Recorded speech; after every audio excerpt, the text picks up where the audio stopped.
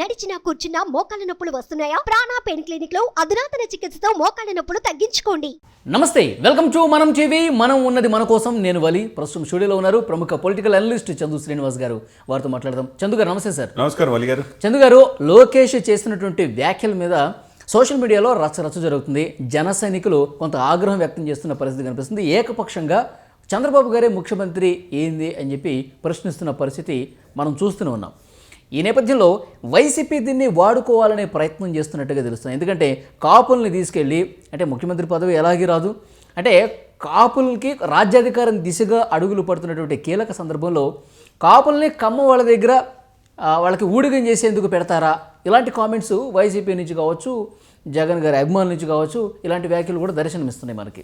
ఎట్లా చూడాలి? అంటే ఏదన్నా ఒక కుట్ర జరిగే అవకాశం ఉందంటారా? డెఫినెట్గా ఉంటుంది. అధికార పార్టీకి ఏ కాడికి అవతల కలయిక ఇష్టం లేదు. ఆ కలయిక కలిసిన తర్వాత బాగా హోందాగా కొన్ని లక్షల మంది సభలు జరిగింది 2 రోజులు. ఆ 2 రోజులు జరిగిన ఆనందాన్ని పాపం ఆవిరి చేశాడు లోకేష్ గారు. లోకేష్ గారు తొందరపడి ముందే కూర్చుంది కోయిల్ అంటారు. ఎలక్షన్ అయిన తర్వాత మీకున్న సీట్లు బట్టి డెసిషన్ తీసుకుంటామని చెప్పి సాక్షాత్తు ఎన్ని అపవాదాలు ఎదుర్కొన్నా, ఫ్యాన్స్ తిట్టినా భరిస్తూ వచ్చాడు పవన్ కళ్యాణ్. ఇప్పుడు కాదు డిసైడ్ చేసింది, మీరు అరవద్దు సీఎం అని. ముందు మన స్థానాలు మనం గెలిపించుకుందాం. అట్లా మిత్రధర్మం ప్రకారం టీడీపీని గెలిపించుకుందాం. ఇరువురు కలిసి ఆమోదంగా వెళ్దాం. చేయలా జన ఎస్ హోందాగా వ్యవహరించాడు పవన్ కళ్యాణ్. ఇక్కడ హోందాగా వ్యవహరించిన వ్యక్తి ఎవరు? లోకేష్. అది సన్ స్ట్రోక్గానే భావించాలి. నిన్నటి నుంచి చంద్రబాబు నాయుడు గారు కూడా వాస్తవాలంటే ఇప్పుడు పొత్తు ధర్మం ప్రకారం, స్నేహధర్మం ప్రకారం ఇచ్చిపుచ్చుకోవాలా. నేనే అంటే కుదరదు. ఎప్పుడు 2014 మిమ్మల్ని మోసి మీ నాన్నగారిని సీఎం చేశాడు, మళ్ళీ 2024 కూడా మిమ్మల్ని మోయాలా? ఇంకెవరు సీఎం కాకూడదా? సమాజంలో 88% సప్రెస్డ్ గ్రూప్స్ ఎదురు చూస్తున్నారు మార్పు కోసం, పవన్ కళ్యాణ్ గారు సీఎం అవుదామని. 2.5 ఈటానికి కూడా మీకు ఇష్టం లేకపోతే, రేపు సీట్ల విషయంలో సరిగ్గా మీరు ఆలోచించుకోకపోతే ఎట్లా? జోయ్ గారు చెప్పినట్టు 60 సీట్లు కావాలంటున్నారు. రేపు 50 ఎంతో గౌరవప్రదంగా ఇవ్వాలి. ఏం ఇవ్వాల్సిన అవసరం లేదు. మీకు పవర్లో కూడా షేరింగ్ లేదనుకుంటే రేపు ఎట్లా వేస్తారు ఓట్లు చెప్పండి? జనసేనకి టీడీపీకి ఎట్లా ఓటేస్తారు చెప్పండి? ఆలోచనలో పడతారు. మీరు అన్నట్టు వైసీపీ అంటే వైసీపీ కాసు కూర్చుందా దీని ఈ పొత్తుని ఎప్పుడెప్పుడు చెడగొడదామా? ప్రతి అవకాశాన్ని సద్వినియోగం చేసుకుంటారు, ప్రయత్నం చేస్తారు. ఇది వైసీపీ అంటే ఎంతమంది కలిసి వచ్చినా మాకేం ఇబ్బంది లేదు, మేము చేసినట్టు. అది బయటికి అంటారు కానీ లోపలంతా భయం అనేది చంద్రబాబు నాయుడు చూసి భయపడుతున్నా. పవన్ కళ్యాణ్కి వెనకున్న బలమైన సామాజిక వర్గం చూసి భయపడుతున్నారు. వీళ్ళు చెప్తారు కదా, మరి ఇన్ని మాటలు చెప్తున్నారు కదా. జగన్మోహన్ రెడ్డి గారు సీఎం, పై స్థాయి నుంచి కింద స్థాయి దాకా 700 పోస్టులో రెడ్డిని వేసుకున్నాడు. ఓ పోలీస్ ఆఫీసర్ సహా అందరూ ఉన్నతమైన ఆఫీసర్స్ అంతా వాళ్ళే. పక్కన పెట్టండి. ఆయన చెప్పే మాటలేంటి? ఆయన యొక్క మంత్రులు చెప్పే మాటలేంటి? కాపుల్ని తీసుకెళ్ళి తాకట్టు పెడతారు అని అంటున్నారు. మీరు రెడ్డుల దగ్గర ఈ కాపులంతా తాకట్టు పడినట్టేగా. 32 మంది ఎమ్మెల్యేలు గెలిచారు మొన్న కాపులు. ఏం ఉరగబెట్టారు కాపులకి? కాపులు చిరకాల వాంచిన రిజర్వేషన్ తీసుకొచ్చారా? ఆయన అడిగి అసలు మీరు ఇవ్వలేదు రిజర్వేషన్, ఈయన అన్నాడు మీ ముఖ్యమంత్రి. సెంట్రల్ గవర్నమెంట్ ఇచ్చే 10%, 5% ఎకనమీ వీకర్ సెక్షన్ కింద, ఈబీసీ కింద తీసుకురావచ్చు కదా. 5 ఇవ్వచ్చు అని చెప్పి సెంట్రల్ చెప్పినప్పుడు 5 కూడా మీరు ఇవ్వలేని వాళ్ళు. గతంలో చంద్రబాబు నాయుడు తీసుకొచ్చిన కాపు కార్పొరేషన్ నిధులు 1000 కోట్ల నుంచి 2000 కోట్లు చెప్పిన వాళ్ళు మీరు. ఆయన కళ్యాణ మండపాలు ఒక 500 ఏర్పాటు చేశారు, సర్వీస్ సెంటర్స్. అవన్నీ కూడా రద్దు చేసిన వ్యక్తులు మీరు. కాపులకు ఉన్నయే తీసేసిన వాళ్ళు, రిజర్వేషన్ ఇవ్వలేని వాళ్ళు ఇంక ఏ విధంగా రాజ్యాధికారం ఇస్తారు? మిమ్మల్ని ఏంటంటే కరివేపాకులాగా వాడుకుంటే అక్కడ పెట్టుకున్నాడు అంతే. వైసీపీ నాయకులు ప్రెస్ మీట్లు పెట్టి దీని మీద దంచుకోవటాలి. లోకేష్ గారు చంద్రబాబు గారి ముఖ్యమంత్రి, అందులో ఎలాంటి డౌట్ లేదు. నిన్నటి నుంచి జరుగుతూ ఉంది సార్. 24 అవర్స్ ఇంకా ఆగలా. కాకపోతే నేను సాయంత్రానికి జోగి గారు 2వ లెటర్ రిలీజ్ చేసిన తర్వాత నాతో పవన్ కళ్యాణ్ గారు మాట్లాడారు. ఇది నేను ఎప్పుడు అనుకోలేదు, ఆయనకి తెలియక మాట్లాడాడు. మేము ఏదైనా కానీ సీఎం నిర్ణయం అనేది ఎలక్షన్ అయిపోయిన తర్వాతే ఇది అలా మాట్లాడుకుని ఉండాల్సిందని చెప్పాడు. చెప్పిన దాన్ని నష్ట నివారణ చర్యల భాగంగా జోయ్ గారు లెటర్ రిలీజ్ చేసి ఆయన ఏం చెప్పాడు, ఇది 2 రోజుల్లో పవన్ కళ్యాణ్ గారి దగ్గర నుంచి ఆ మెసేజ్ వస్తుందని చెప్పాడు. ఆ తదనంతరం ఈలోపు అసలు స్పందించాల్సింది ఎవరు? అన్న లోకేష్ లేదా చంద్రబాబు నాయుడు స్పందించాలా ఈ నష్ట నివారణ మార్గం. ఆల్రెడీ జనసేన కార్యకర్తలు కావచ్చు, కమ్యూనిటీ కావచ్చు, అందరూ కూడా పవన్ కళ్యాణ్ ఇష్టపడే వాళ్ళందరూ కూడా నిన్న మొత్తం కంప్లీట్గా వన్ సైడ్ 100% విమర్శించిన వాళ్ళు, తిట్టిన వాళ్ళు. ఆ నష్టం నివారణ చేసుకోవాల్సిన బాధ్యత వాళ్ళకి కూడా ఉంది.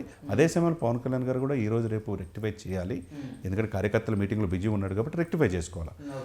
అంతే కదండి. అది అది అంటే ఒక ఊహాజనితం వాళ్ళు ఫోన్లు చేసుకుని ఉంటారు ఈ పాటికి. లోకేష్ గారు, చంద్రబాబు గారు, పవన్ కళ్యాణ్ గారు ఇట్లా అనకుండా ఉండాల్సింది లోకేష్ అని చెప్పి చంద్రబాబుతో మాట్లాడటం కానీ. డెఫినెట్గా అండి చేసుకోవాలి. ఇరువురు మిత్రపక్షం కాబట్టి మిత్రధర్మం పాటించాల్సిన బాధ్యత ఉంది. ఇప్పుడు కెప్టెన్స్ ఇద్దరు ఉన్నప్పుడు ఇద్దరు నిర్ణయం తీసుకుంటారు. ఎందుకంటే క్యాడర్లో కొంత మిస్అండర్స్టాండింగ్స్ వచ్చే అవకాశం ఉంది. ఎందుకంటే మొన్నటి సభలోనే అందరూ కలిసికట్టుగా పనిచేయాలి, సమిష్టిగా పనిచేసి 100 రోజుల పాటు ఈ ప్రభుత్వాన్ని దించాలి, వైసీపీ విముక్త రాష్ట్రం చేయాలని చెప్పేసి అంత బలంగా నినాదాలు చేసినప్పుడు ఇలాంటి మిస్టేక్స్ జరగకుండా తప్పెవరిది? వలి గారు చెప్పండి, తప్పెవరిది?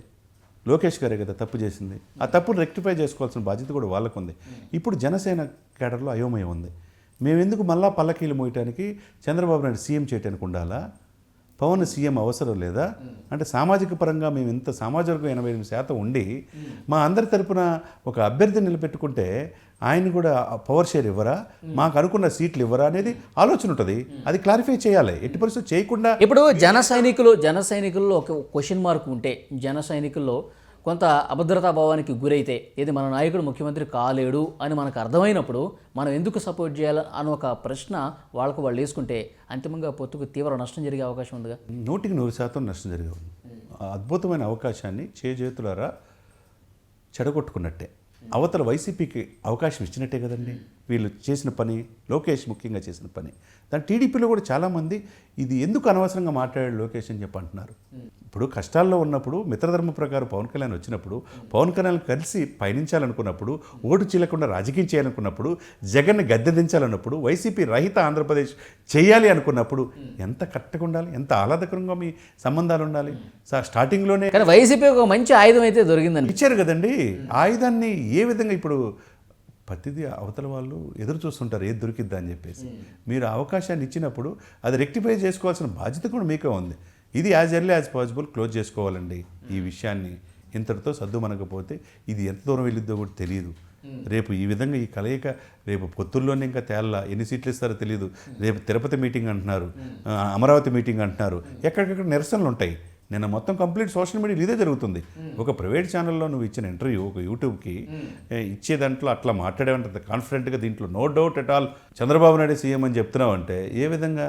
అసలు ఎవరు ఇవ్వటానికి మీరెవరు, తీసుకోవటానికి ఆయన ఎవరు? ప్రజలు కదా తీర్పు చెప్పాల్సింది. ఇంకా ఎలక్షనే మీరు పొత్తులు కుదరలేదు. అంటే సీటు విషయంలో ఇరు పార్టీలకు క్లారిటీ ఉంది, మాకు క్లారిటీ మాకుంది. ఇక ఇదేంటి సీట్ల విషయంలో మేనిఫెస్టో విషయంలో చర్చలు జరుగుతున్నాయని చెప్పేసి అన్నారు. మేనిఫెస్టోలో క్లారిటీ ఉంది కానీ సీట్ల విషయంలో ఇంకా క్లారిటీ రాలా. దాన్ని బట్టి అర్థమవుతుంది. లేకపోతే క్లారిటీ ఉండి ముందుకు వెళ్తే ఆహ్లాదకరమైన వాతావరణంలో జరగాలి. నువ్వు సీఎం మేమే అనుకుంటే ఎట్లా? ఎల్లకాలం మీరే ఆ సీట్లో కూర్చోవాలంటే మిగతా వాళ్ళకి అవకాశం లేదా? సామాజిక పరంగా అంబేద్కర్కి భావజాలం ప్రకారం సమాజంలో రాజ్యాధికారులు అందరూ ఫలాలు అనుభవించాలా? మీరు ఒక్కళ్ళే ఉండాలనుకుంటే ఎంతకాలం ఉంటారు మీరు? అవతల బలమైన అభ్యర్థిని ఎదుర్కోవాలంటే ఇప్పుడు పవన్ కళ్యాణ్ గారి యొక్క పోరాట పటిమ కావాలి కదా మీకు. పవన్ కళ్యాణ్ జనసేన లేకపోతే టీడీపీ ముందుకు వెళ్తుందా? టీడీపీ రేపు అధికారంలో వచ్చి ఇప్పుడు దీన్ని క్లోజ్ చేయడానికి ఎలాంటి చర్యలు అవసరం అంటారు? డెఫినెట్గా యాజ్ ఎర్లీ యాజ్ పాసిబుల్. అది లోకేష్ అన్నాడు కాబట్టి లోకేష్ నుంచే రావాలి స్పందన. ఏ పరిస్థితులు అనాల్సి వచ్చింది అది చంద్రబాబు నాయుడు తెలిసి అన్నాడా, తెలియక అన్నాడా, అనుకోకుండా అన్నాడా తెలియజేయాల్సిన బాధ్యత చంద్రబాబు నాయుడు గారికి కూడా ఉన్నది. ఎందుకంటే కేడర్లో రేపు కలిసి వెళ్ళాలనుకున్నప్పుడు మీ ఓట్లు జనసేన అభ్యర్థులు నిలబడిన స్థానాల్లో టీడీపీ ఓట్లు వేయాలా? టీడీపీ అభ్యర్థులు నిలబడినప్పుడు జనసేన ఓట్లు వేయాలంటే, ఈ ఓటు చీలకుండా రాజకీయం చేయాలంటే ప్రతి 1% చాలా కీలకమైనప్పుడు అంత తక్కువగా జనసేన అంచనా వేయకూడదు కదా. అదే సమయంలో పవన్ కళ్యాణ్ గారు కూడా కేడర్కి ఒక జోగి గారు ఏదైతే లెటర్ ద్వారా ప్రశ్నలు సంధించాడో కామ్ అయిపోతారంటారా? క్లారిటీ ఇచ్చే ప్రయత్నం అసలు ఏమైనా జరిగే అవకాశం ఉందా? క్లారిటీ కామ్ అయిపోతే అది మనసులో సీటు గురించి, ముఖ్యమంత్రి పీఠం గురించి ప్రస్తావన అసలు తీసుకురాకుండా ఇక ఎవరి కార్యక్రమంలో వాళ్ళు బిజీ అయిపోతే దీని గురించి ఎవరు పట్టించుకో. సీట్లు, పవర్ షేరింగ్ ఈ రెండు క్లారిటీ లేకపోతే ఈ పొత్తు కలిసిన ఉపయోగం లేదు సార్. మరలా చెప్తున్నా, గౌరవప్రదంగా 50 ఇస్తారా 60 ఇస్తారా డిసైడ్ చేసుకోవాలా. అది గౌరవంగా ఉండాలంటే సోషల్ మీడియాలో జరుగుతున్నట్టుగా 25 సీట్లు అయితే 25 సీట్లు అయితే ఈ పొత్తు కలిసిన ఉపయోగం లేదు. జనసేన కేడర్ నమ్మదు. ఆ 25 సీట్లు సరే పవన్ కళ్యాణ్ గారు చెప్పారని చెప్పేసి ఆ 25 సీట్లు పవన్ కళ్యాణ్ గారు ఒప్పుకున్న 25 సీట్లకి కేడర్లో ఒప్పుకోరు. అది 25 సీట్లు ఉంటే నీకు పవర్ షేరింగ్ ఎలా అడుగుతావు? రేపు కనీసం 50 గౌరవంగా సీట్లుంటే 40 సీట్లు గెలిపించుకుంటే నాకు కూడా 2.5 years సీఎం ఇవ్వాలని అడగటానికి అవకాశం ఉంటుంది. ఇప్పుడు అసలుకి పోటీ చేయకముందే, సీట్లు ఇవ్వకముందే అవతల పార్టీ నాయకుడు మేము షేరింగ్ లేదు చంద్రబాబు నాయుడు సీఎం అంటే ఎలా నమ్ముతారు టీడీపీని? కాబట్టి క్లారిటీ జనానికి ఏమి ఇవ్వాలంటే పవర్ షేరింగ్ విషయంలో క్లారిటీ ఇవ్వాలా, సీట్ల విషయంలో కూడా క్లారిటీ ఇవ్వాలా. గౌరవప్రదంగా ఉంటేనే ఈ పొత్తుకి అర్థం ఉంటుంది, లేకపోతే పొత్తు ముందుకెళ్ళే అవకాశం లేదు. ఇప్పుడు వైసీపీ దీన్ని ప్రధాన అస్త్రంగా తీసుకొని కాపుల్ని కమ్మవాళ్ళ దగ్గర తాకట్టు పెడుతున్నాడు, ఈయనకి ముఖ్యమంత్రి పదవి ఇవ్వరు, ఆ విషయంలో క్లారిటీ వచ్చేసింది. మీరు అనవసరంగా వాళ్ళ పల్లకి మోసి ఇక నిరంతరం ఎంత కష్టపడ్డా మీకు ఉపయోగం లేనప్పుడు ఎందుకు వాళ్ళ వెనకాల ర్యాలీ అవుతున్న పరిస్థితి ఉంది. మీరు వైసీపీతోనే ఉండండి, ఈ ప్రచారం వాళ్ళు ఉధృతంగా చేసే అవకాశం ఉంది. దీన్ని తిప్పికొట్టే బాధ్యత జనసేన ఎంతవరకు తీసుకోవాలి? ఇప్పుడు జగన్మోహన్ రెడ్డి గారు కాకుండా ముఖ్యమంత్రిని కాపులకి ఇస్తారా? మనలో మన మాట ఎవరైతే విమర్శించి ఇక టీడీపీకి తాకట్టు పెడతాడు తీసుకెళ్ళి అని చెప్పి అంటున్న వాళ్ళందరూ కూడా మీకు ముఖ్యమంత్రి పదవి ఆయన కాకుండా కాపులకి ఇవ్వమనండి, మీకు ఓట్లు వేస్తారు. ఆ సీట్ వదులుకోరు కదా. ఇక్కడ పవన్ కళ్యాణ్ మాత్రం సీఎం అవుతుంటే కాపులంతా తన వైపు తిరుగుతున్నారని చెప్పి మొన్న మీకు పర్సెంట్ పడిన ఓట్లు కూడా మీకు పడవని 100% మొత్తం వన్ సైడ్గా 1% పోను 99% పవన్ కళ్యాణ్ సీఎం అవ్వాలని కాపులు కోరుకుంటున్నారు. వాళ్ళు సమాజంలో 24 నుంచి 27% ఉన్నారు. మరి రెడ్డి గారు జగన్మోహన్ రెడ్డి గారు ఉన్న సమాజ వర్గం 7 to 8%. మరి అటువైపు కమ్మవారి సమాజ వర్గం చంద్రబాబు నాయుడు సమాజ వర్గం 3% ఉన్నారు. మరి 22 నుంచి 27% ఉన్న కాపులు ముఖ్యమంత్రి పదవి కావాలనుకుంటే తప్పు కాదు కదా. మీరు ఎవరి దగ్గర ఉండాలి ఏందనేది వాళ్ళకి తెలుసు. ఇదివరకు అంటే కొద్దిగా ఆలోచన ఆవేశంతో ఉండేవాళ్ళు, కానీ కాపులు చదువుకుంటున్నారు, వాళ్ళకు కూడా రాజ్యాధికారం ఏంటో తెలుసు. వాళ్ళ తరపున ఎవరు రిప్రజెంటేటివ్గా అయితే ముఖ్యమంత్రి అయితే కూడా తెలుసు. అంత తేలిక కాదు. ఇదివరకైతే మభ్య చెప్పి ఓట్లు చీల్చి కులాల మధ్య చుచ్చుపెట్టి పబ్బం గడుపుకున్నారు ఆయా పార్టీలు. ఇప్పుడు అలా కాదు, చైతన్యవంతులయ్యారు. కాబట్టి ఇది జనసేన కార్యవర్గం, జనసేన అధిష్టానం కూడా దృష్టి పెట్టి ఈ నష్ట నివారణ చర్యకి పూనుకుంటే తప్పితే ఈ పొత్తు కలయిక అర్థం ఉండదు. ఇప్పుడు ఏర్పడ్డదైతే మనస్పర్ధ ఉందో దీన్ని వాడుకోవాలని కంప్లీట్గా వైసీపీ చూస్తున్నట్టుగా మనకు సమాచారం ఉంది. అట్ ద సేమ్ టైం దీన్ని క్లోజ్ చేసే బాధ్యత ఇరు పార్టీల్లో ఎవరు తీసుకుంటారు, ఏంటి, ఎలా జరుగుతుంది, తర్వాత పరిణామాలు ఏ విధంగా ఉంటాయి అవన్నీ కూడా చూద్దాం. Thank you very much. Thank you అండి.